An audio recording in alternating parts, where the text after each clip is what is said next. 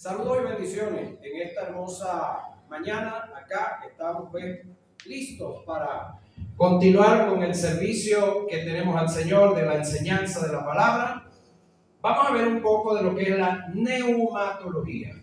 Neuma es el término espíritu, en griego, logía es ciencia. Vamos a revisar un poco las dispensaciones del Espíritu Santo en la vida del hombre. No se le olvide a usted que la Biblia es un libro que tiene historia, tiene el futuro y el presente también. Todo está ahí. Es el libro más completo de todos los libros. Es el libro más traducido. Más de 1500 versiones, ¿sí? Distribuido en muchos idiomas. Y hay gente que está yendo a unos niveles como estos. Se cuenta que en una comunidad indígena donde no conocían el pan, el texto bíblico que dice que Jesús es el pan de vida, entre los traductores se reunieron, pero ¿cómo le hablamos de pan a esa gente si no conocen qué es pan? Bueno, entonces ellos dijeron, bueno, como lo que ellos conocen allá, todas las raíces para ellos son batata, es decir, la yuca es batata, el ñame es batata, el que se da mucho por aquí, el guaje es batata, todas esas raíces que se comen son batata. Bueno, vamos a escribirles a ellos, a traducirles. Él es la batata viva que descendió del cielo. Pregunto, ¿eso está mal? Si nos lo hubiesen escrito a nosotros en Venezuela, así abiertamente, él es la arepa viva que descendió del cielo. Pero para ese entonces nuestra gloriosa arepa no existía. Era el pan. Entonces son detalles que se van dando. Ok, Génesis capítulo 8, versos 6 al 12, se nos da una información clara de las dispensaciones del Espíritu Santo en la vida de los hombres. Citemos y estudiemos el pasaje. Usted lo va a leer en su Biblia, la versión que usted tenga, Biblias digitales, es decir, las que se cargan en los teléfonos, y Biblia todavía la que carga el hermano allí, en físico. Todas son válidas. Todas las versiones que usted tenga son buenas, todas las versiones que tenga. En todas hay detalles que hay que detallar. En todas hay detalles que hay que detallar. Ahora, a todas debemos leerlas y estudiarlas. Dice el texto acá: sucedió que al cabo de 40 días, está terminando la lluvia, abrió Noé, o terminó la lluvia, la ventana del arca que había hecho, y envió un cuervo. ¿A quién simboliza el cuervo? ¿Alguien sabe algo? ¿El cuervo simboliza a quién? Negro, puro, carroñero. ¿Los murciélagos simbolizan a quién? Los búhos, burrucucos, esos que cantan de noche por ahí. ¿Por qué la gente se asusta con ellos? Porque tienen una simbología, o nos han vendido una simbología de ellos. En el caso del cuervo acá, por supuesto, es al diablo, pero sencillamente no estaba mandando el diablo, porque el diablo no andaba en el arca, estaba mandando un ave, pero que tiene una simbología, el cual salió y estuvo yendo y viniendo hasta que las aguas se secaron, ¿sí?, sobre la tierra. Envió también de sí una paloma. ¿Cuál es la simbología que usted tiene de la paloma? La paloma la usan los brujos para la brujería. Diga, bueno, yo la usaba cuando era, no estamos preguntando. Hasta donde yo sé, no. Hasta donde yo sé, no sé. Ok. ¿Dónde me quedé por aquí? Un cuervo. También una paloma.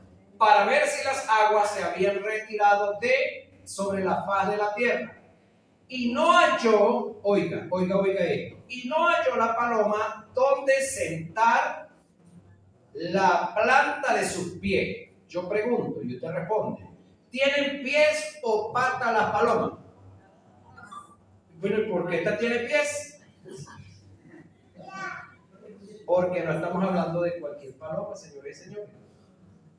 Esta tenía pies, de acuerdo a lo que nos escribe acá el que escribe. Ok, no consiguió dónde sentar la planta de sus pies y volvió al arca, porque las aguas estaban aún sobre la faz de toda la tierra. Entonces él extendió su mano y tomándola la hizo entrar consigo. Pregunto, cuando el cuervo iba y venía, ¿él extendía la mano igual como dice aquí? No, él iba y venía solo. Pero a la paloma le extendió la mano. ¿Quién fue ese? Noé. Ok, consigo en el arca. Esperó aún otros 7 días y volvió a enviar la paloma fuera del arca. Y la paloma volvió a él a la hora de la tarde. Es decir, la volvió a enviar y la paloma vuelve otra vez a la hora de la tarde. Y aquí que traía, óigame, una hoja de olivo en el pico. ¿Qué traía? Ok. ¿Quién es el ser que es catalogado como el olivo de Dios? ¿Israel o Jesús? Buena pregunta esa. ¿El olivo es Israel o es Jesús?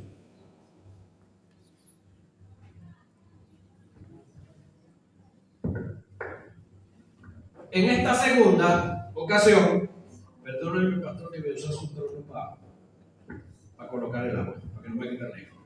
En esta segunda ocasión, la paloma regresa con una hoja de olivo en el pico. Ya, eso se lo vamos a explicar. Pero tiene que ver con Jesús.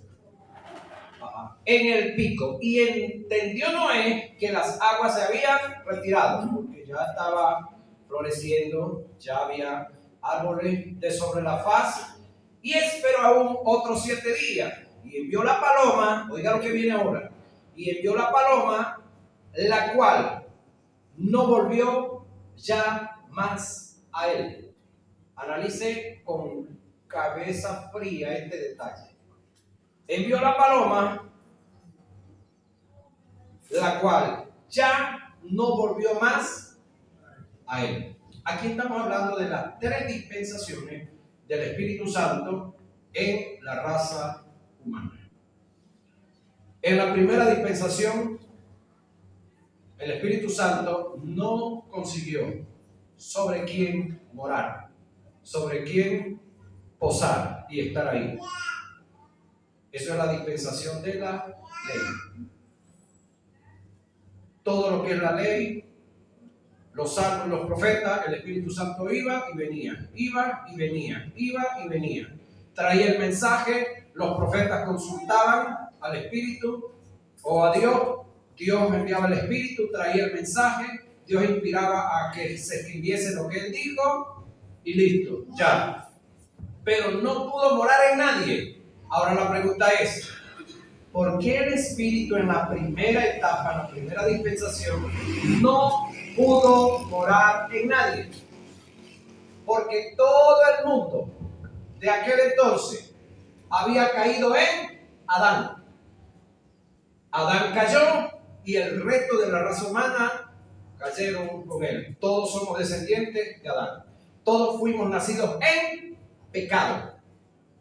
¿Se recuerdan de la predicación más reciente que yo estuve aquí? Hace no sé cuántos años. El pecado y los pecados. De YouTube. La pueden buscar si se le olvidó. Adán cayó en pecado y toda la descendencia, Adán, y toda la descendencia, todo lo que descendió de ahí, venía en pecado. El pecado de Adán fue la incredulidad. Adán, que fue creyente un tiempo, dejó de ser creyente, pasó a ser incrédulo y hasta ahí todos los nacidos nacieron o nacimos incrédulos. Por lo tanto, nacimos caídos de Dios. El Espíritu Santo no podía morar, podía traer un mensaje, una enseñanza, una orientación, pero no podía morar en nadie. Y usted mira a Elías, igualito. Y Enoc, igualito. Ellos venían de padres de esa condición. Entonces, en esa primera etapa, el Espíritu Santo no pudo morar en nadie. En la segunda etapa, ¿cuál es la segunda etapa? Mateo, Marcos, Lucas y Juan. Regresa el Espíritu al arca con una hoja de olivo. ¿Quién es esa hoja de olivo, papá? En el primer ser que moró el Espíritu Santo por 3 años y medio nada más. ¿Quién es ese ser en el cual el Espíritu Santo moró por 3 años y medio? Jesús, Cristo Jesús. Ahora, así como el Espíritu Santo se salió de Jesús, porque dejó de morar en él, considero yo, del Génesis hasta el infierno, del Génesis, del Getsemaní, quise decir, del Getsemaní, todo el proceso de la tortura con Herodes, con el otro, y el proceso de la crucifixión, y luego ir al infierno. Jesús va cargado de el pecado de todos nosotros, por lo tanto, el Espíritu lo abandona y lo abandona también el Padre. Usted creo que ha leído y han predicado muchas veces esa palabra donde dice Elí, Elí, lama sabachthani, que traducido es Dios mío, ¿por qué me has abandonado? Ahora, lo cruel del caso es que a usted le dan una pela por algo que usted hizo y usted dice, bueno, yo lo hice, recibe la pela con gusto. Pero no sé a cuánto les pasó que un hermanito suyo, mayor o menor, rompió algo y la pela se la ganó usted. Porque el otro supo hacer las cosas y lo metió a usted. Ay, ya se están viendo algunos, ¿vale? Que están pariendo por ahí algún día negro. Entonces, cuando le están dando esa pena, el otro lo está mirando.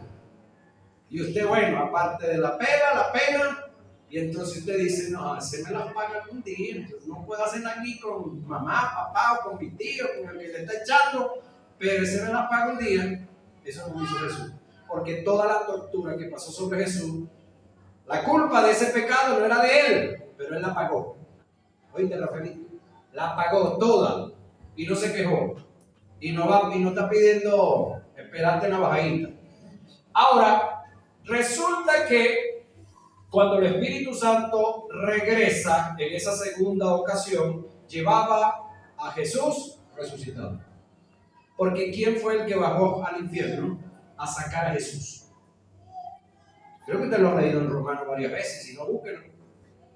Es decir, el Espíritu Santo que hizo los milagros en el ministerio de Jesús, porque de paso le voy diciendo, en el ministerio de Jesús se dieron una cantidad de milagros, pero ni uno de los milagros que se dieron en el ministerio de Jesús los hizo Jesús. Ninguno. La gente pedía el milagro, Jesús le decía, conforme tu fe será hecho. Sin embargo, hay otros donde no pasó eso. Hay milagros donde sencillamente el que está en el pozo paralítico, él no dijo que tenía fe, ni se muestra que tenía fe. Jesús dio la palabra, pero el que hizo el milagro fue el Espíritu Santo. Eso lo dijo Jesús. En dos de los escritores lo registran. Uno de ellos dice, por el dedo de Jehová, los milagros se dan en la vida de Jesús. Y Jesús dijo en otra ocasión, si por el Espíritu de Dios hecho yo fuera los demonios. Entonces, toda la obra o el desarrollo de la obra ministerial de Jesús la hizo el Espíritu Santo. No fue Jesús. Jesús no debía, podía, pero no debía hacer nada porque él vino, el objetivo de Jesús era uno solo, no era hacer milagro. Hermano, ¿qué inicia haciendo Jesús su ministerio? ¿Con qué inició Jesús el ministerio? Cuando regresa después de la tentación y llega a la sinagoga, al templo, donde se reunía la gente. ¿Qué fue lo que hizo? Agarró y leyó las escrituras. Y dijo, esta escritura hoy se ha cumplido aquí delante de vosotros. Y de ahí para adelante lo que hacía Jesús era enseñar, predicar. Jesús no cargaba una pancarta aquí arriba, como un hombre en Barquisimeto que le hicieron como un sombrero y él carga aquí una pancarta. No sé si lo han visto alguna vez. Si lo ven, no se metan con ese ícono ahí de la ciudad, se lo defiende hasta con los dientes allá. Y el hombre se ve que normalmente no anda. Pero bueno, Jesús no cargaba una pancarta aquí arriba que decía ando sanando enfermos y por la parte de atrás decía ando echando fuera demonios. No. Eso era, ¿cómo le digo? Lo adicional. Lo de Jesús era la palabra, llevar la palabra. Cuando le traían los enfermos, ¿qué hacía? No sanaba. Todo tipo de enfermedad. Pero eso no era lo grande del ministerio de Jesús. Y echar fuera demonios menos. Sin embargo, quien hacía todas esas obras era el Espíritu Santo. Ok, una vez que se culmina esa obra, Jesús es cargado de pecado. La pregunta es, ¿quién cargó a Jesús con el pecado suyo y el mío?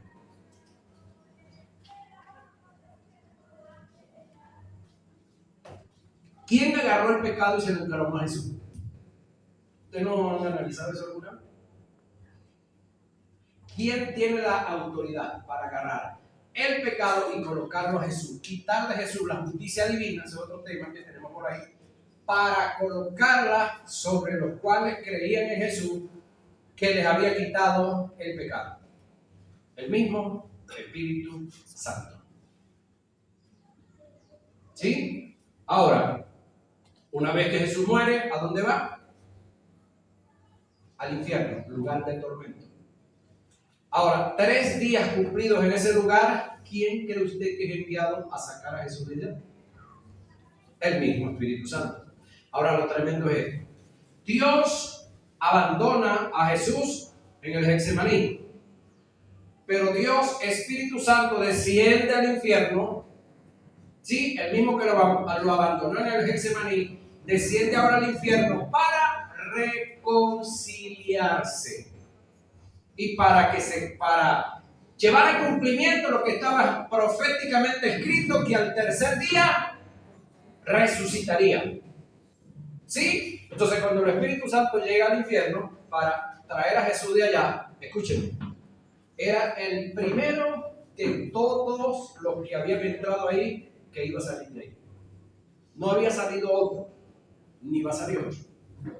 Estamos hablando del lugar de tormento, porque el infierno está dividido en 3 partes. Está el lugar de tormento, está el seno de Abraham y está se me escapó ahorita, donde están los ángeles caídos, que es en una pura oscuridad. Ahí solamente están los ángeles caídos. No recuerdo el nombre técnico. Ahora, resulta que el Espíritu Santo saca a Jesús de ese lugar y lo lleva al tercer cielo, nuevamente, ¿sí? Luego de que se presentó acá en la tierra, lo vieron y todo eso. Ahora, el detalle está que esta tercera dispensación, esta segunda dispensación del Espíritu, cuando se aparece con una rama de olivo en el pico, es Cristo, es el Mesías. Ahora, en la tercera dispensación, que aquí es donde está lo grandioso de esto, hermano querido, esperó aún otros 7 días y envió la paloma, la cual, oiga, no volvió ya más a él. ¿Por qué no volvió más a él? ¿Y a qué se refiere aquí? El Espíritu Santo enviado a la tierra para hacer todas las labores que está haciendo dentro de la iglesia. Convencer al mundo del pecado, del juicio y de justicia. Y a la iglesia llevarla a toda la verdad. ¿Sí? Iluminar, oiga, iluminar lo que ya está revelado. Porque le digo algo, la iglesia no necesita más revelación de la palabra. La iglesia necesita caminar, leer lo que está revelado en la palabra. Los 66 libros que usted tiene ahí, si usted quiere agregarle los otros 7 que lo llevan a 73 aquí en esta parte del mundo, pero si quiere se va para allá donde los etiopíos, los de Etiopía. La Biblia de ellos tiene 90 libros. Si usted no puede con el 66, ¿qué hace buscando los otros 7? ¿Y qué haría buscando los otros para allá, para llegar a la Biblia que tienen los etíopes? ¿Sí? Ahora, entendamos estas verdades.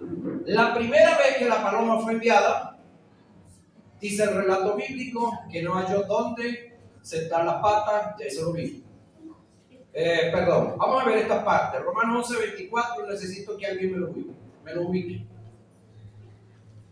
Romanos 11:24.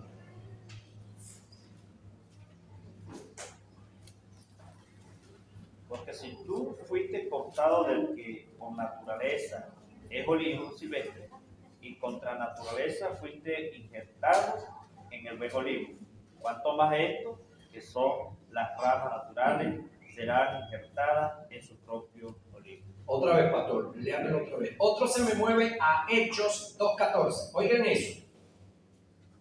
Dale otra vez, escuchen eso. Porque si tú fuiste cortado del que por naturaleza es olivo, Ajá. olivo silvestre, y contra naturaleza fuiste injertado en el buen olivo, Ajá. ¿Qué es tomas Cristo? esto, Ajá. tomas esto, son ¿Quiénes las son ramas estos? naturales. ¿Quiénes son estos? Los judíos. Ramas naturales. Pero el olivo es Cristo, no es Israel. Que ahí es donde tenemos enredado un montón de gente que creen que, es decir, le están dando una posición a Israel que no la tiene, nunca la ha tenido. El verdadero y genuino olivo es Cristo, no Israel. Israel son ramas naturales. Pero, ¿qué pasó con las ramas? Serán injertados en su propio olivo. Para injertar un árbol hay que cortarle el de arriba también.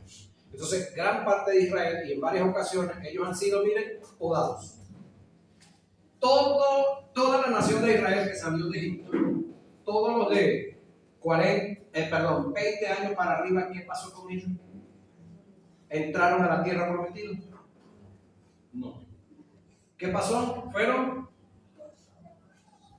trozados. Solamente entraron a la tierra prometida los de 20 años para abajo y 3 más. ¿Alguien ha revisado cuáles son esos 3 más que entraron a la tierra prometida, pastor? Háblenme.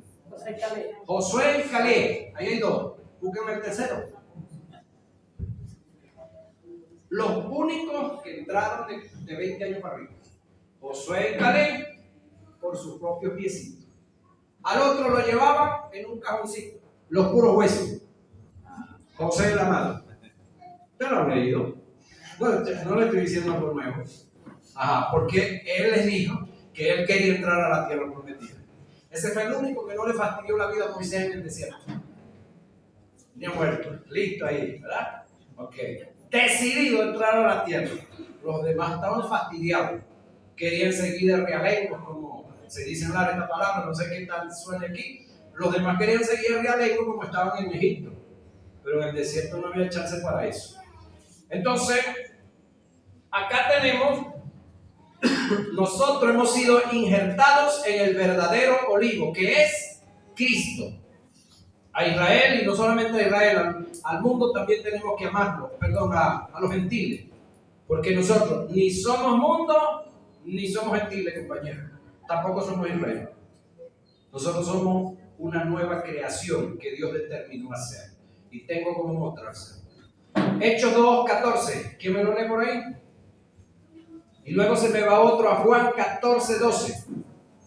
Entonces Pedro, poniéndose en pie con los 11, alzó la voz y habló diciendo: varones judíos y todos los que habitáis en Jerusalén, esto os sea notorio y oís mis palabras. ¿De qué sería lo que Pedro estaba hablando? Entonces, a ese texto hay que leerle el contexto, ¿sí? Revisar el contexto. ¿De qué estaba hablando? Ok. ¿Cuál es el tema que estamos predicando? Neumatología del Espíritu Santo. Pedro está hablando ahí de la persona del Espíritu Santo. Él está diciendo que sea notorio, déjame el 14. Perdón, el 15 dice decir. Porque esto no es tan ebrio como vosotros suponéis, porque es la hora tercera del día. ¿Cuál era la hora tercera? Hora tercera del día. ¿Se recuerdan? Eso se discutió aquí con el hermano Zoilo. ¿Cuál es la hora tercera? 6, 7, 8. Las 9. Sí, las 9. El detalle es que los judíos tienen varias cuestiones que se leen de esa forma. Ellos no hablan de lunes, martes, miércoles, nada de eso. Primer día de la semana, segundo día de la semana, tercer día de la semana y así mismo. Primer mes del año, segundo mes del año, varias áreas de esas. Entonces, ese lenguaje a veces lo pasaron completico, pero no conocemos mucho esa parte. Entonces, en este caso son las 9 de la mañana y a las 9 de la mañana nomás está borrachito la gente, ¿verdad? Esos son los amanecidos. Ok, ahora había esa hermosa manifestación. ¿De quién? Del Espíritu Santo. Entonces, si el Espíritu Santo vino en esa tercera venida y se quedó, y aquí es donde la paloma no volvió más al arca. ¿Por qué no volvió más, pastor? porque no, el Espíritu Santo no regresará más al cielo. Yo no sé si a usted le enseñaron lo que a mí me enseñaron. A mí me lo enseñaron y eso me asustaba. El mensaje de Dios no asusta a nadie. Que cuando la iglesia sea arrebatada, el Espíritu Santo se va junto con la iglesia. Y que la Biblia, todo eso que está escrito ahí, se desaparece, queda en blanco. Hermano, este texto bíblico tira por tierra eso. Es decir, el Espíritu Santo cuando fue enviado la tercera vez no regresó más al arca. Es decir, el Espíritu Santo no va a regresar más a establecerse en el cielo. El Espíritu Santo, por supuesto, agarra a la iglesia, sube hasta las nubes, se le entrega a Cristo y regresa. ¿A trabajar con quién? Los 144,000 y los 2 testigos, pastor, que quedan predicando el Evangelio del Reino. Porque de paso el Evangelio que nosotros estamos predicando no es el Evangelio del Reino. El Evangelio que yo estoy predicando es el Evangelio de la cruz. ¿Qué diferencia hay entre uno y otro? La palabra Evangelio es buena, sin S. Buena noticia, sin S. Y tiene que ver con todo lo que pasó en la cruz del Calvario. Y el objetivo de la predicación del Evangelio de nosotros es que la gente se convierta a Cristo, reciba a Jesús y luego todos los beneficios, pero tiene un final. ¿Cuál es el final de la iglesia? Arrebatamiento. Nosotros no vamos a reinar en la tierra. Puede que reinemos en un consejo comunal, en un club, en una comuna. Puede que tengamos un alcalde, un gobernador, hasta un presidente. Pero el día del arrebatamiento, toda esa gente se va. ¿Usted no lo cree, verdad? ¿Qué vamos a hacer aquí? Esto lo estableció Dios así, que el diablo tiene que tomar control de todo esto un día. La iglesia, el final de la iglesia es arrebatamiento, no es reinar. La iglesia va a reinar con Cristo después de la gran tribulación. Cuando Cristo venga con sus santos millares, otra versión bíblica dice con sus santos ángeles, con nosotros, venimos a reinar con Cristo. Pero en la gran tribulación, la iglesia no va a estar.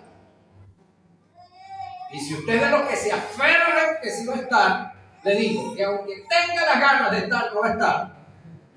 Y si le toca quedarse usted, bueno, que Dios lo bendiga entre todas esas calamidades.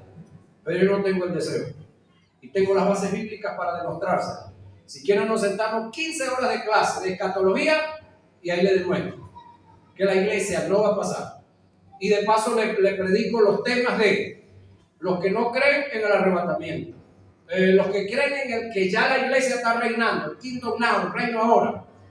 Le demuestro los que creen que parte de la iglesia se va y parte de la iglesia se queda. Esa es muy fácil tumbada, pastor.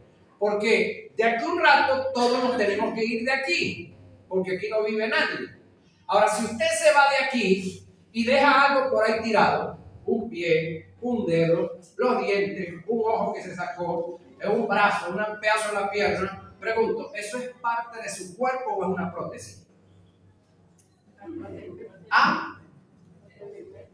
No, si usted deja algo por ahí tirado, eso no es parte de su cuerpo. Todo su cuerpo se va con usted.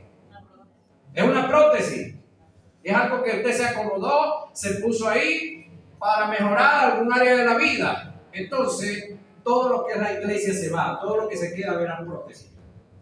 No eran cristianos, no eran creyentes, eran amigos que estaban ahí. Se amontaron, se adoctrinaron, diezmaban, ofrendaban, pero no habían nacido de nuevo. ¿Están aquí o se fueron? Están como muy silenciosos. Todas las preguntas al final del tema se las voy a responder. Ahora, ¿estamos dónde por aquí? Juan 14:12, ¿verdad? Juan 14:12, ¿quién dijo que lo tiene? Entonces, entendamos eso. El Espíritu Santo no regresará al cielo. El Espíritu Santo, una vez que fue enviado, está haciendo un trabajo dentro de la iglesia, hace otro trabajo dentro del mundo, ¿sí? Es el que nos fortalece. Cristo es el que entrega los ministerios, apóstoles, profetas, evangelistas, pastores y maestros, pero el que se mueve a través de esos ministerios y el que les da las ideas, el que les da la gracia, el que le da el amor para llevar a cabo la obra es el Espíritu Santo. Romanos 5:5, vayan allá todos. Es decir, el que le da a usted capacidad para perdonar todo lo que le hace y el que le da capacidad para perdonarse todos los cachazos que usted mete, todas las travesuras que usted hace indispuestamente, es el Espíritu Santo que vive y mora en usted. Entonces, todos somos templo y morada del Espíritu Santo, los que hemos nacido de nuevo. Ahora, una cosa es que el Espíritu Santo esté en mí, vive en mí, y otra cosa es que yo lo deje fluir. ¿Sí? Porque para que el Espíritu Santo pueda fluir en mí, entonces yo tengo que matar. ¿A quién tengo que matar? Los deseos de la... Claro, eso los tengo que matar yo. Yo tengo que abandonar los pecados. Es un trabajito mío que tiene que ver con lo social y lo moral. Porque Cristo murió para darme un derecho del perdón, del pecado. Pero quien me quitó el pecado de la incredulidad y colocó la credulidad en mí fue el Espíritu Santo. Y con todo eso, pastor, el Espíritu Santo no se adjudica paternidad y Cristo tampoco. Y tenemos un montón ahora de gente por ahí diciéndole a los pastores, papi, ¿ustedes no le dicen papi? Papá, y así por el estilo. Eso no es bíblico, no es escritural. Eso está fuera de orden. Eso se hace porque no se conoce la escritura. Se lee la Biblia para los intereses personales, pero no se profundiza. Hay un solo Padre y Dios. ¿Sí? Ahora, dijimos acerca de Juan 14:12, dice acá: las obras que yo hago, hablando Jesús, ustedes las harán también, y aún mayores harán. Está hablando, por supuesto, del Espíritu Santo. Si hacemos un análisis al capítulo 3 de Joel, nos daremos cuenta que refiere a dos tipos de personas. Toda carne, sobre quien va a ser derramado el Espíritu Santo en el tiempo de la gran tribulación, hace referencia a los moradores de la tierra que no tienen relación con Dios. Mi siervo y mi sierva tiene que ver con los creyentes, ¿sí? Hace referencia a la gente que pertenecen al cuerpo de Dios. Esto lo escribe Joel en el capítulo 3 como ley de doble referencia. Es decir, tiene dos interpretaciones. Una que Pedro la tomó en Hechos capítulo 2 y es válido. Pero ahí no se cumplió toda, porque en Pedro se cumplió una manifestación del Espíritu, ¿sí? Pero no se cumplieron los relatos astronómicos, donde el sol se oscurecerá y la luna no dará el resplandor que da del sol. Porque el sol está oscuro, pues por lógica. Ahora, por eso eso es lo que se conoce como ley de doble referencia o doble interpretación. Se interpretó aquí en Pedro, es correcto, pero también tiene un cumplimiento más adelante. Eso lo aprendió uno estudiando códigos y reglas de interpretación. Ok, ¿alguien me dice el tiempo que yo llevo? Porque no alcanzo a ver los números ya en el video. Y iba a hacer algo que no hice. 4 minutos, grabación. 33. Ah, no, ahora es que tengo tiempo. Ok. Lo que pasa es que ya el instinto me va dando inspiración. Ahora, entendiendo estas verdades, estamos claros entonces que el Espíritu Santo hizo un trabajo en el Antiguo Testamento, hizo uno en los libros de la transición, Mateo, Marcos, Lucas y Juan, que de paso son 4 evangelios que son muy diferentes. Algunos dicen que debieran ser igualitos, pero para los investigadores científicos, ellos dicen que cuando ellos agarran a una persona o agarran a 4 personas para investigarlo sobre un caso, es lógico y es normal que cada quien le dé la respuesta de acuerdo a lo que él vio, si es que vio, y a lo que oyó. Eso es normal y es natural. Y es más creíble para efectos del 6CPC. Es más creíble. Por lo tanto, cuando usted ve y lee a Mateo, Mateo presenta a Jesús de una forma. ¿Por qué lo presenta de la forma que lo presenta? Porque se lo está presentando a los judíos. Es el evangelio para los israelíes, para los que habitaban en ese territorio en ese entonces. Pero tenemos a Marco que escribe de otra forma. Marco caminó con Jesús, anduvo con Jesús. Marco, Mateo caminó con Jesús, estuvo, fue cobrador de impuestos. Pregunto, ¿Marco caminó con Jesús? No. Marco, o Juan Marco, como se le conoce también, era uno de los traductores que Pedro tenía. Era uno de los hombres muy allegados a Pedro, por eso el Evangelio de Marco también le llaman el Evangelio de Pedro. ¿Sí? Luego, pero Marco escribe muy exclusivamente para los romanos. De paso, era el traductor de esos idiomas en el ministerio de Pedro. En el caso de Lucas, cuando usted lea a Lucas, ambos inspirados por el mismo Espíritu Santo, cuando usted lea a Lucas, escribe diferente en muchas cosas.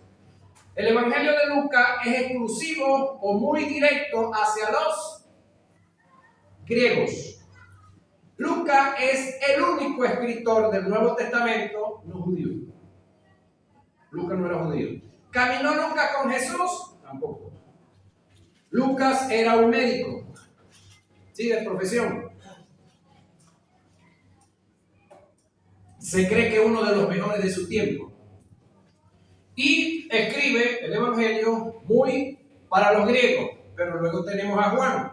Juan, usted lo revisa, hay textos bíblicos que usted conoce, que consigue, en Mateo, Marcos y Lucas, pero no lo consigue en Juan. Sí hay uno que otro, cuando se leen los textos paralelos, pero Juan es un evangelio muy diferente. ¿Por qué muy diferente? Porque Juan escribe a la iglesia, el evangelio a la iglesia. ¿Sí? Ahora la pregunta es, ¿en qué idioma escribieron ellos? ¿En qué idioma escribieron ellos? La Biblia es escrita en 3 idiomas. Hebreo, arameo y griego. ¿En qué idioma escribieron los 4 evangelios? Aquí hay un muchacho que me dice en griego. ¿Hay alguien que lo pueda contradecir por allá? Me gusta echar pelea a la gente en este aspecto. Y después. Ella dice griego. ¿Quién más? Hay 2 griegos, ¿se recuerdan? Samita y Koine. Los demás no saben en qué idioma escribieron. Pastor, yo no estaba allá. No, yo tampoco. Yo estudié eso de estos libros. Pregunto, ¿usted atravesaron con Napoleón Bonaparte cuando andaba por allá, por esos países en Europa, conquistando y tomando esa gente? No, ninguno. Yo tampoco. Pero leímos, la historia quedó. ¿Griego? Sí. ¿Cuál de los 2? Samita, el de las alturas, el de los tipos que Platón y toda su banda. Koine, el del pueblo, el de abajo, pudiéramos decir el del patenezuelo, el más entendible. Ahí fue escrito. Todo fue escrito en griego. Pero cuando usted habla con un judaizante pastor, le va a decir ya vaya. ¿Y Pedro era de dónde? Cuando usted es de Israel, bueno, escribió de Juan. No, mentira, es un cuento que no quieren meter. Pero ¿sabe quiénes están haciendo eso? Rabinos no cristianos, agarrando evangélicos bobos, maleables y fácil de torcerle la mente para meterle el judaísmo y ponerlos a tratar de vivir lo que ni ellos nunca han vivido los judíos. A mí pensé yo que ya por ahí andan. Yo sé que por aquí, por los lados al otro lado, por ahí andan los judaizantes, dejándose crecer la barba, poniéndose aquí arriba en la cabeza, queriendo hacer vivir los demás lo que ellos nunca han vivido. ¿Sí? Ahora, que no se la deje crecer porque quiera, esa es otra cosa. Ahora, el kipá no aparece ni en la Biblia en ninguna parte. Eso lo agarraron ellos después del siglo XV para acá, alguien lo inventó y ya lo pusieron. Eso no aparece en la Biblia en ninguna. Y otro montón de cosas que hacen esos muchachos. Ahora, entendamos esto. Ok, entonces fue escrito en griego. Que después lo tradujeron o lo traspolaron al hebreo, listo. Que lo traspolaron al arameo, listo, sí, eso es cierto. Entonces, usted debe procurar conocer un poquitico la historia. Es decir, la Biblia es un libro que se lee para estudiar. Y hay un principio que Pablo nos enseñó. ¿Cuál es ese principio? Escudriñarlo todo. Recoge lo bueno y desecha lo malo. Ahora, yo le he agregado un poquitico ahí a ese detalle. No es que todo lo que usted ve que es malo, es que usted no tiene capacidad para ingerir y digerir cosas buenas. Por decir algo, un pescado, usted lo agarra, lo acomodó bien, lo fritó, se lo come todo, se come todas las espinas, todas esas bromas de la traga. No, pero un gato, un perro sí.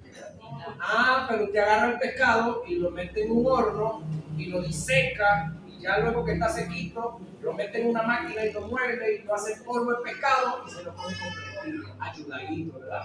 Y añadiéndole ciencia. Ahora, qué buenos son los huesos de pescado. Como los tostaditos y molidos yo, pero así natural no.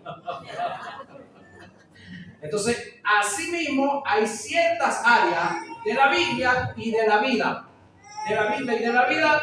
que hay que procesarlas, que hay que analizarlas, que hay que revisarlas. Y no solamente de la Biblia, sino de los predicadores también. Es decir, a todos hay que meterlos de lo que ellos están diciendo y sea la Biblia. Si el chico está predicando de acuerdo a lo que está escrito en la Biblia, dele, cómaselo todo. Pero lo que no, cómaselo lo que sacó de la Biblia y lo que sacó de sus ideas, de sus caprichos, de sus imaginaciones, que lo consiguió por allá de los judaizantes, que lo consiguió por allá de, no sé, de cualquier otro, usted no entiende para allá. Cuando usted va al mercado y usted ve todo el tipo de verduras y frutas que hay ahí, usted compra de todo lo que hay ahí. Primero, no puede cargarse a llevárselas todas. Segundo, la plata no le alcanza para llevárselas todas. Usted escoge lo que quiere, de lo que más necesita, de lo que más le apetece, de lo que más le gusta, y se lleva y le deja a los demás para que compren. ¿Verdad que sí? Así mismo es la predicación. Cualquier predicación de cualquier predicador. Por supuesto, hay predicadores que no tienen ningún desperdicio. Oye, pero hay uno que no piacitos nada más sirve, pero algo sirve, no se pierde el tiempo. Entonces, hermano querido, esto es parte de lo que les quería hablar. Vamos ahora a todas las preguntas.